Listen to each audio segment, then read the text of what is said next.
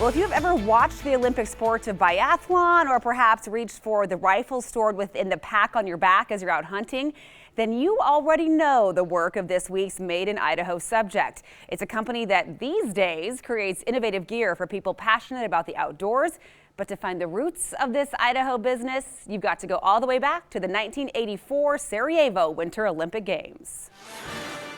You'd never know it at first glance, but Idaho resident Glenn Eberle changed the world, or at least the world of hunting. We opened a whole new category that people hadn't thought of until we did it. Eberle is the founder and namesake of Boise-based Eberlestock, a company that designs, manufactures, and sells a range of sporting gear for hunters and outdoor enthusiasts. We've been in Boise since we started the modern version of the company in 2003. The company's signature product, hunting packs with a unique rifle-carrying scabbard, a concept that was revolutionary when Eberle first invented it years ago. These things didn't exist until we did it. The now patented pack allows hunters to store their rifle on their back, keeping their hands free and clear. So you just walk around with your hands free all the time and use them for glassing and whatnot.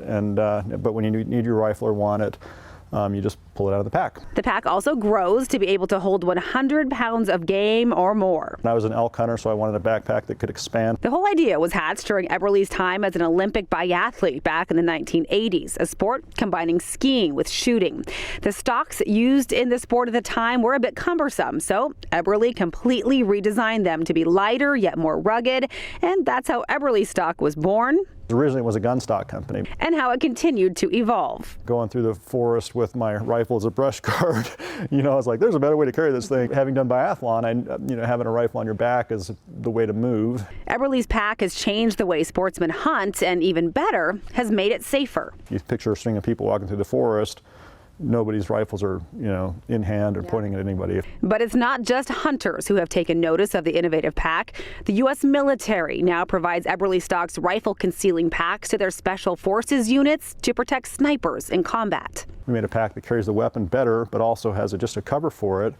And so for a period of time, the sniper stopped getting shot. A fact that makes this former military pilot feel humbled and proud. I had a guy from one of the special forces groups call me up and goes, I just got to tell you, I can shoot any gun I want, I can wear any pair of boots I want, but this pack is the best thing to come our way in 30 years. And while Eberlestock's packs and gear may be sold and used across the globe, Eberle says Boise remains the perfect place for his company to call home. It's just inspiring to be in a place where you have reasons to make something else the next cool thing.